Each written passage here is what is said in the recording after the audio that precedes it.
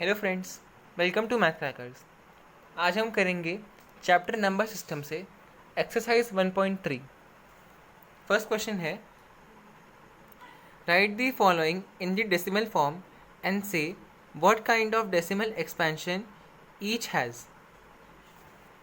चलिए मैं question number लिख देता हूँ।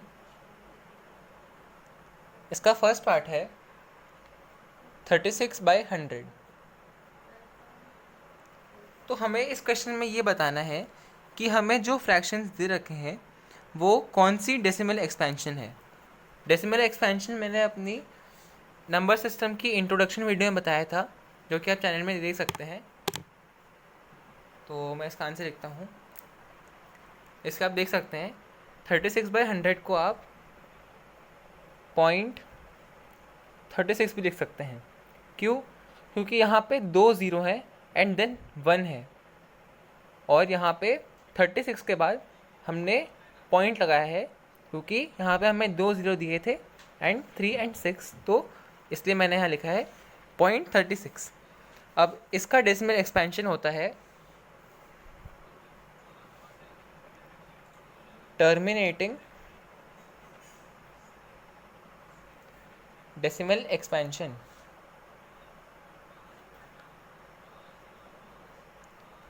ये टर्मिनेटिंग डेसिमल एक्सपेंशन इसलिए है क्योंकि ये 3600 आगे फर्दर 0.36 ही रहेगा, आगे ये बढ़ेगा नहीं, तो इसलिए ये टर्मिनेटिंग डेसिमल एक्सपेंशन है। सेकेंड पार्ट है 1/11। अब 1/11 कौन सा डेसिमल एक्सपेंशन है, पहले हम इसे सॉल्व करेंगे। 11/1। अब यहाँ पे मैं ज़ीरो ऐड करूँगा क्योंकि मुझे दिख रहा है कि ये जो 11 है ये 1 से डिवाइड नहीं हो सकता है। ज़ीरो ऐड करने पे मुझे यहाँ पे एक डेसिमल लगाना पड़ेगा। देन अब मैं देख सकता हूँ कि 11 10 से तो डिवाइड नहीं हो पाएगा, तो मैं यहाँ पे एक और ज़ीरो लगा दूँगा। ठीक है, एक और ज़ीरो लगाने के बाद मुझे रिमाइंडर क्वेश्चन में भी ज़ीरो ऐड करना पड़ेगा। देन अब मैं देख सकता हूँ जो 11 है हमारा वो 100 से डिवाइड हो सकता है। 11 9 99। देन हम ऐसा माइनस करेंगे, आंसर आएगा 1। अब क्योंकि ऑलरेडी पॉइंट लगा हुआ है इसलिए मैं यहाँ पे एक और ज़ीरो लिख दूँगा। अब 11 10 से डिवाइड नहीं हो सकता, इसलिए मैं यहाँ एक और ज़ीरो ऐड कर दूँगा, एंड देन अगेन यहाँ पे भी एक और ज़ीरो ऐड कर दूँगा। देन 11 100 से डिवाइड 99 से, राइट। 11 9 99, answer again 1। तो ये जो प्रोसीजर है ये आगे आता रहेगा कि हम 11 को 100 से डिवाइड करेंगे, देन हम 9 से इसे 99 से माइनस कर देंगे, एंड देन आंसर 1 आएगा। तो ये प्रोसीजर नेवर एंडिंग होगा। तो हम ऐसे लिख सकते हैं 0.09 बार। आप यहाँ देख सकते हैं मैंने 09 के ऊपर बार लगाया है। आपको ध्यान रखना है कि आप डेसिमल के बाद पॉइंट के बाद यहाँ पे 09 पे बार लगाएं, वरना जो आपका आंसर है वो गलत हो जाएगा। अब मैं लिख देता हूँ नॉन टर्मिनेटिंग, क्योंकि आगे रुक नहीं रहा है, नेवर एंडिंग है, एंड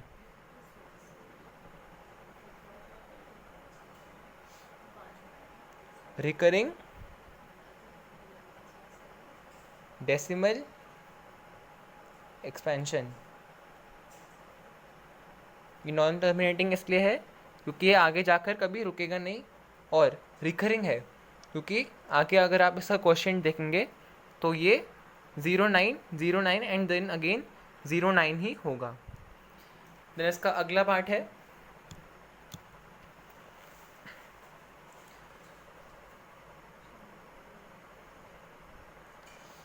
1। ओके, सॉल्व करेंगे। अब हम इसे सॉल्व कैसे करेंगे, ये मिक्स फ्रैक्शन है। 8 4 32 एंड 32 + 1 33/8। 8। हम इसे आगे सॉल्व करेंगे। 8 को हम 33 से डिवाइड करेंगे। 8 4s आर 32। आंसर आ गया 1। देन अगेन हम यहाँ पे 0 लगाएंगे और यहाँ पे पॉइंट, क्योंकि यहाँ रिमाइंडर बचा था 1 और 8 1 से डिवाइड नहीं हो सकता था। अब 8 1s आर 8, माइनस करेंगे 2 आ गया आंसर। देन 0 लगाएंगे एंड 8 2s आर 16, माइनस करके आ गया 4। अब 4 के यहाँ भी 0 लगाएंगे। 8 5s आर 40, तो हम यहाँ पे लिख देंगे माइनस करके, रिमाइंडर आ गया है 0। अब आप देखेंगे कि हमने 33/8 को डिवाइड किया फर्दर, तो ये टर्मिनेट हो गया। टर्मिनेट होने का मतलब है कि ये अब ख़त्म हो चुका है, इससे आगे सॉल्व नहीं हो सकता है। तो हम लिख देंगे टर्मिनेटिंग डेसिमल एक्सपेंशन। ठीक है, नेक्स्ट पार्ट करते हैं।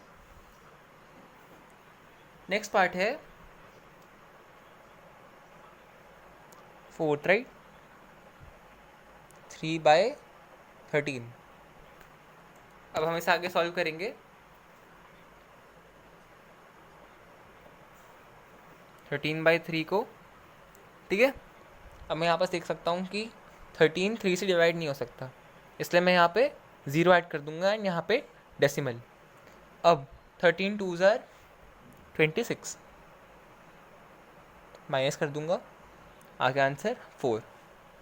देन डेसिमल सॉरी 0 लगाऊंगा और डेसिमल है तो यहाँ पे 13 3s are, right. 13 3s are 39, minus करूँगा, आगे आंसर 1। देन मैं यहाँ पे 0 लगाऊंगा। अब 13 10 से यहाँ पे डिवाइड नहीं हो सकता है, इसलिए मैं यहाँ पे एक और 0 लगाऊंगा। ठीक है, अब 13 7s आर 91। ठीक है, आंसर आ गया 9।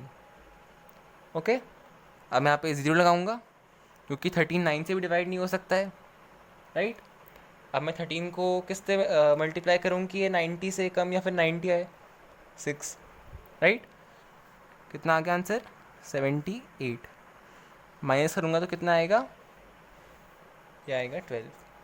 13 12 से डिवाइड नहीं हो सकता है, इसलिए यहाँ पे 0 लगाऊंगा। देन हम इसे किससे मल्टीप्लाई करें कि ये इससे कम आ जाए या फिर इसी के बराबर आ जाए, 9। 13 9s आर 117। ठीक है, अब यहाँ पे आंसर रिमाइंडर आ गया 3।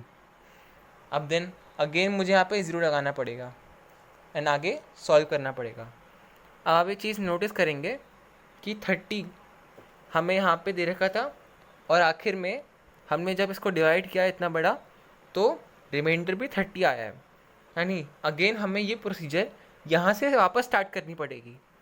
तो इसलिए हम इसको यहीं पे छोड़ देंगे। तो इसका आंसर है 0.23069 और इससे अगर डिवाइड करेंगे तो वापस 2 ही आएगा। मैं 2 लिखने की ज़रूरत नहीं है वैसे, तो हम इतना ही लिखेंगे। इस बार का मतलब है कि ये जो नंबर्स हैं ये इसके बाद वापस रिपीट होंगे, तो इसलिए यहाँ पे इन नंबर्स को वापस लिखने की ज़रूरत नहीं है। तो अब ये कौन सा डेसिमल एक्सपेंशन है, ये है नॉन टर्मिनेटिंग, क्योंकि ये टर्मिनेट नहीं हो रहे हैं, ख़त्म नहीं हो रहे हैं, ये आगे भी ऐसे ही चलते रहेंगे। And recurring decimal expansion,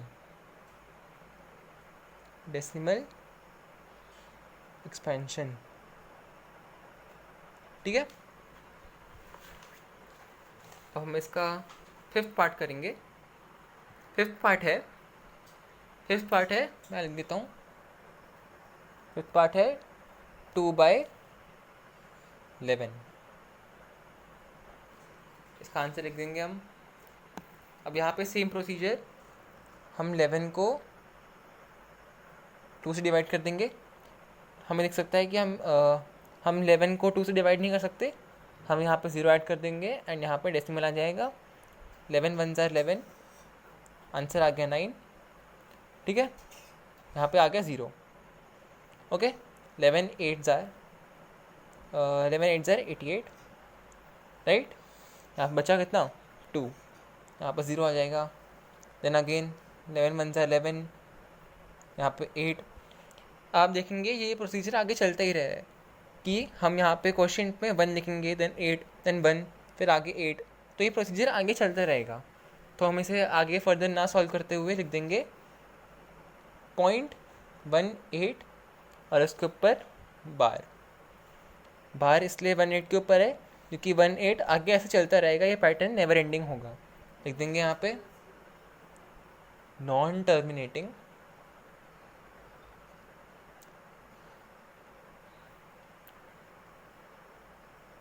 repeating. आप रिपीटिंग की जगह रिकरिंग भी लिख सकते हैं क्योंकि ये सेम होता है, डेसिमल एक्सपेंशन। ठीक है, अब हम इसका 6 पार्ट करेंगे। 6 पार्ट है 329/400। इसे भी हम आगे सॉल्व करेंगे। 400 बाय कितना, 329। इस आगे हम सॉल्व करेंगे। आप देखेंगे कि 329 जो है ये 400 से डिवाइड नहीं हो सकता है क्योंकि 400 329 से बड़ा नंबर है, तो इसलिए हम यहाँ पे एक 0 ऐड कर देंगे। क्या करेंगे, 0, और यहाँ पे लगा देंगे डेसिमल क्योंकि हमने 0 ऐड किया है इसी वजह से।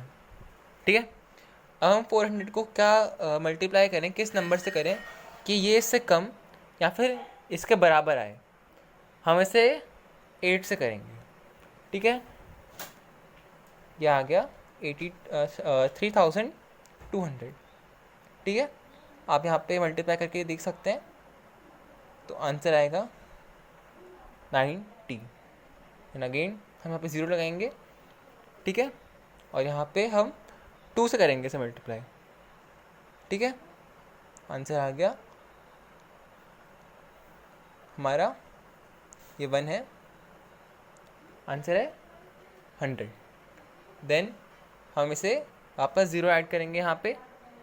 ठीक है, अब मैं इसे क्या मल्टीप्लाई करूँ कि ये इससे कम है या इससे बराबर आ जाए। 2 यहाँ पे आ गया 800, माइनस करूँगा आ गया 200। देन मैं यहाँ पे एक और 0 ऐड कर दूँगा। अब मुझे दिख सकता है कि मैं अगर इसको 400 को 5 से मल्टीप्लाई करूँ तो आंसर आ सकता है 2000। तो यहाँ पे इससे माइनस करने के बाद हमारा रिमाइंडर आ जाएगा 0। तो हम देख सकते हैं कि यहाँ पे जो हमारा क्वेश्चन है वो ख़त्म हो चुका है। इस तरह पता चलता है कि ये जो क्वेश्चन था हमारा ये है टर्मिनेटिंग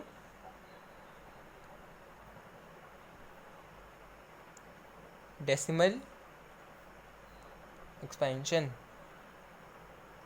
ठीक है, ये टर्मिनेटिंग इसलिए क्योंकि आगे ख़त्म हो चुका है, आगे सॉल्व नहीं होगा। क्वेश्चन नंबर 1 हो चुका है सॉल्व। चलिए अब क्वेश्चन नंबर 5 करूँगा, क्वेश्चन नंबर 2 करते हैं। You know that 1/7 equals to 0.142857 bar.